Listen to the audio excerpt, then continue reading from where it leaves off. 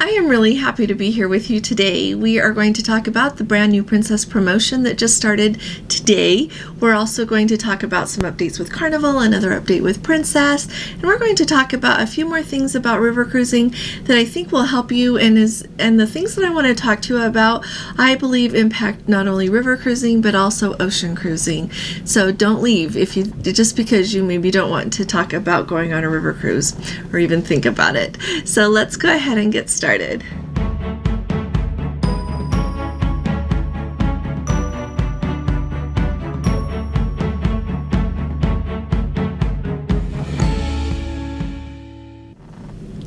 Hi there, this is Allison with Let's Go Travel Tips. Today is Wednesday, it's December 13th of 2023, and if you haven't subscribed yet, will you please go ahead and hit that subscribe button? We'd love to have you with us, and I look forward to seeing you here every day and reading your comments. I learned so much, and I very much appreciate you all sharing your experience because it helps all of us. And also, yesterday I told you that if you gave me a thumbs up on my video, that you would be happy knowing that you would help someone out. So today, if you give me a thumbs up on my video, something good is going to come your way. I don't know if it's going to be today or another day, but something unexpected is going to good is going to come your way. I am a firm believer that what you put out there is what you get back, and I certainly appreciate your help and support, so thank you. Alrighty, let's go ahead and start at the top with Carnival. This is an interesting story that caught my eye. So Carnival owns a statue. It's a replica of the sculpture of the David done by Michelangelo, and it had originally been placed on the Carnival Pride, and it was the centerpiece of their steakhouse that was called David's. So appropriately, they had that sculpture, that replica there of Michelangelo's David. Well, in 2023, when they did their extensive refurbishment of that ship, and they rebranded that dining area, so it is no longer David's Steakhouse, and that statue has been removed. Well, Carnival has announced that that statue is now going to be located on the Carnival Firenze. If you are not familiar, Carnival is taking 3 ships that were Costa ships, the Luminosa, the Venezia, and the Firenze, and they are now becoming Carnival ships and will sail here in the United States. And so, with that knowledge, they are adding this statue to that ship because it's appropriate. Firenze is Italian for Florence. If you didn't know that, I didn't know it until I went to Florence. But that is where the L'Accademia is, where Michelangelo's actual real David is housed. And so it's very appropriate that that statue is on Carnival's Firenze. So, and I also wanted to share with you the next ships that I want to try on Carnival would be either the Luminosa, the Firenze, or the Venezia. And now, since that statue is going to be on the Firenze, maybe we should be doing the Firenze because I just love Michelangelo, all of his art. Anyway, so now you know what to look for when you go on the Firenze. In addition to that, so many cruise lines are now rolling out their 2025-2026 sailings for what will be departing in the Americas, as they call it, North America specifically, as well as some out of South America. But anyway, so here we are. They have announced that they are adding some additional sailings from New York on Carnival's Venezia, and they are mostly going to be calling in Bermuda. Now, one thing I want you to think of with New York is often we don't think of New York as a cruise port that is a great destination to go in and out, from the standpoint that we think of New England cruises going there, but now MSC is sailing out of New York a lot. Clearly, Carnival is committing part of their fleet to going out of New York, and often you can get really good plane tickets from different places to New York because it is such a hub and such a destination. So when you're thinking of going on a vacation, if you're thinking of your budget, you might want to think of sailing out of New York. Also, with these Bermuda cruises, it's wonderful when they do that because you get to go to Bermuda and you stay for a few days. Some of them stay 2 days, some of them stay 3 days. But it really gives you a chance to relax and enjoy Bermuda for what it is. And Bermuda is a very well-known cruise destination. We haven't been there yet, but it is indeed on our bucket list. And so just wanted to let you know that they are going to be offering those through 2025 and 2026. And by the way, the ships of Carnivals that are going to be going to Bermuda include the Venezia, the Pride, the Sunshine, and the Carnival Spirit. So you've got a nice selection of ships to try out of Bermuda. And so if you have one that you particularly want, find the sailing on that. Alrighty, so the Crown Princess. The Crown Princess yesterday disembark passengers there in the port of San Francisco and then took on new passengers for the next cruise. The glitch with it is there are very low tide levels in San Francisco Bay yesterday. So what the Crown Princess ended up having to do is they were able to dock and have the passengers who were on board the sailing that as they were coming into the bay there, they were able to disembark. But then, due to low tide levels, the Crown Princess had to go back out to the center of the bay and anchor and wait for the tide to come in and get the tide levels to the point that they could safely go back and embark passengers for the next cruise. So embarkation was delayed until 8 p.m. last night. And so as a result of that, clearly you have all of these people arriving there at the port thinking that they're going to be embarking early. So they allowed passengers to go ahead and drop off their luggage, and then Princess ran free shuttles from the pier there, and it was Pier 27, and they ran the shuttles over to the San Francisco Hyatt so that passengers could have somewhere nice to relax and wait, as well as they offered a free buffet there for the passengers that were waiting to embark on the Crown Princess. I think that that's wonderful. Glad Princess did that. I think that's going above and beyond. Then another thing that they did, I think, which is truly a goodwill move, is they offered $25 of onboard credit. A lot of times we have to keep in mind no one controls Mother Nature, and that is really something the tides are out of the control of anyone. So it wasn't Princess's fault that happened, but I love that they still took good care of their passengers, and it sounds like everybody safely got on the ship, and the Crown Princess is on her way again. Now, the other note that I've got for you about Princess is the change in promo.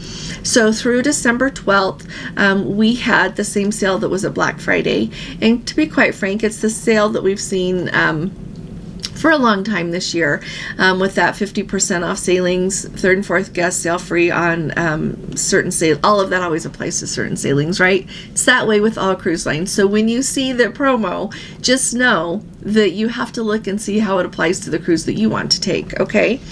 But Princess's promo, and they call it, it's their wave season promo. If you're not familiar with wave season, it generally starts, it's a little bit early for them to start with that now. Usually it starts in January, but everything seems to be moving up, doesn't it? Anyway, so wave season is when cruise lines historically offer great pricing on their cruises for the next year or so, and it's a good time to kind of be planning what you want to do, although I think that's good anytime. But just be aware, it's worth looking. Is it the very best fare you're going to ever get on a cruise? No. I know that sometimes people book during wave, and then they, by the end of, well, it's officially, I think, at the end of February that it ends, and they'll book, but then further down the line, we keep an eye on that cruise fare, and it will still go down. Here's what they're offering for this year. They are saying up to 40% off, so up to 40% off. You get a free room upgrade and third and fourth guest sail free, and that's on certain cruises.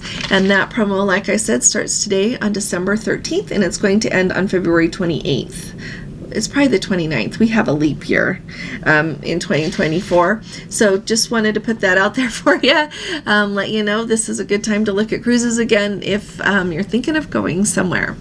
All right. Now, the next thing that I want to talk to you about is we had a Let's Go family member, and I really appreciate this. So I want you to know I'm not giving her a hard time. Never would I do that. I appreciate that so many of you share your experiences either in an email to me that I can share with all of you or in the comments for people to read. What she wrote, I think, is very important for us to all keep in mind, whether we are looking at a river cruise or an ocean cruise. So no matter, and it, quite frankly, however you're going to travel. So first of all, she wrote that, and she left the comment last night. She said that she is on the Amalucia, which is another Ama Waterways ship, our Christmas market river cruise we're going to do on the Ama Magna. And anyway, she is on the Amalucia in Strasbourg, France.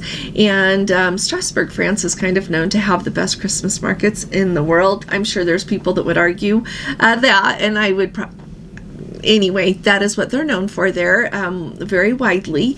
And so she is there on this cruise, and some things that took her aback, and really, she said that she spent $15,000 on the cruise and to go with her daughter, and was hoping that it would have turned out better than it has. So some of the things that really surprised her is she did not like having to ride on a bus to go between some locations.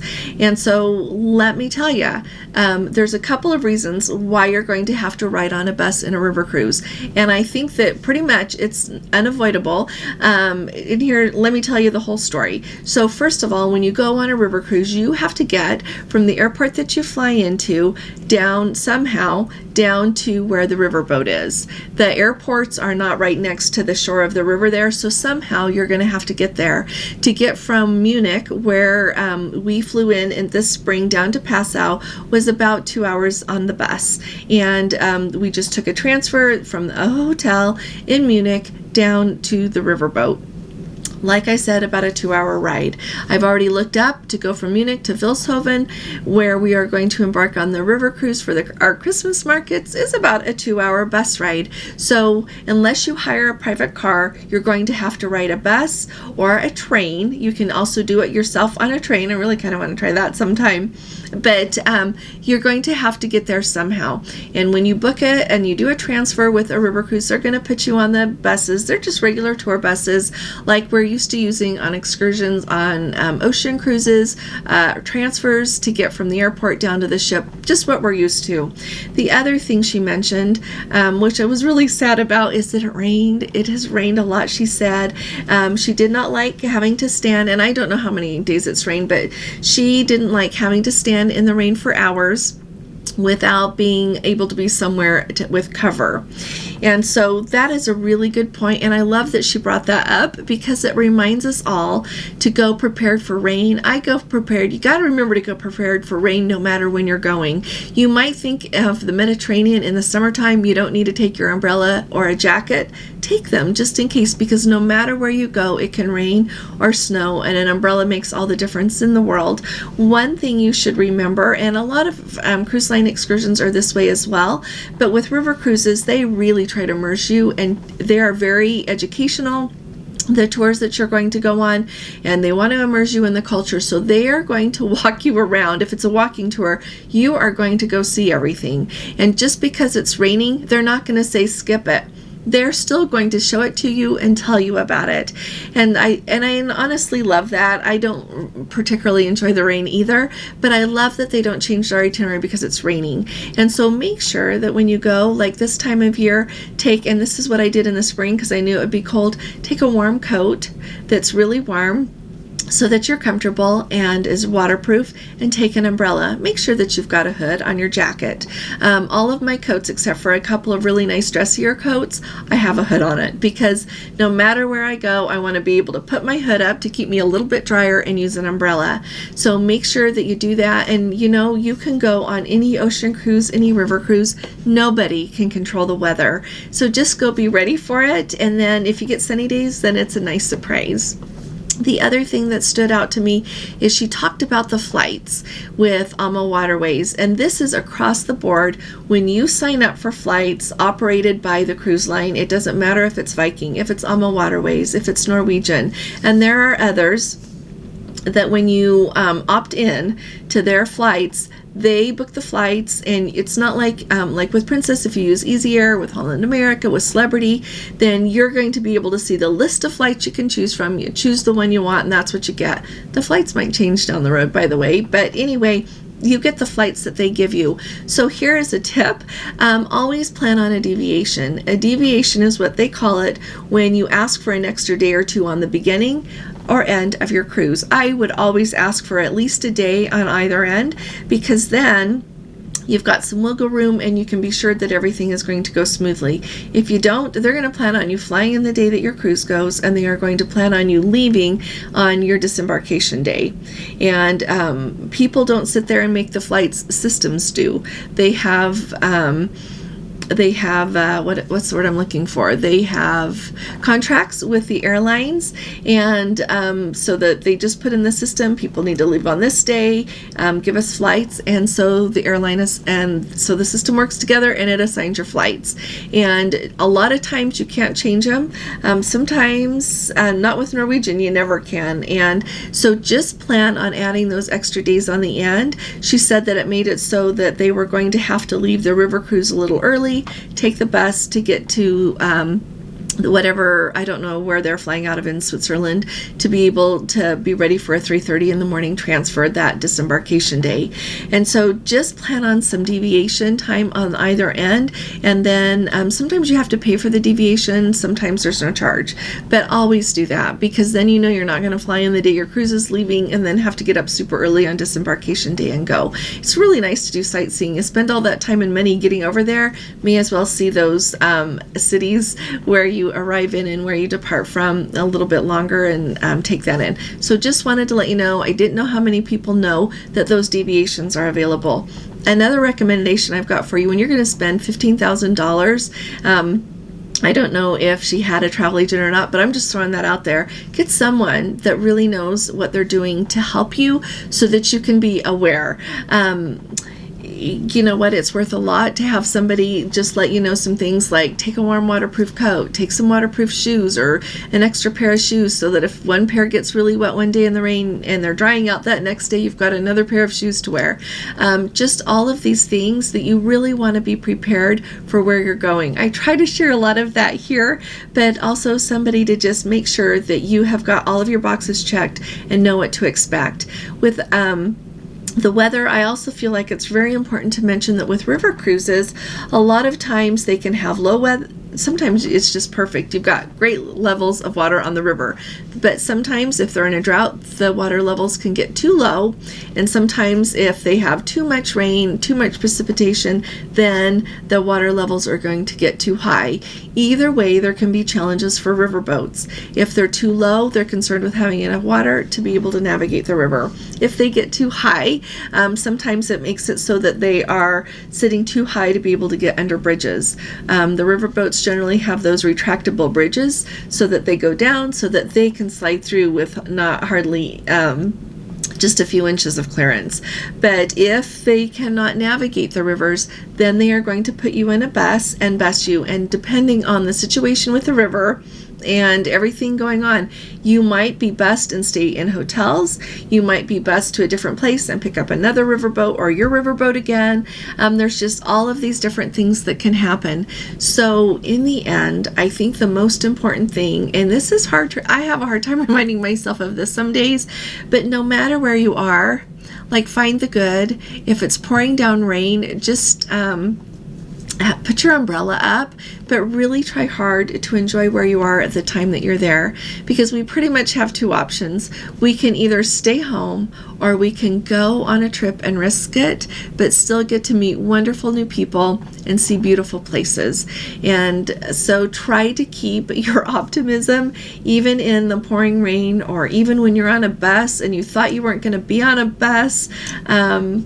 I know that it's really hard, and I very much appreciate that.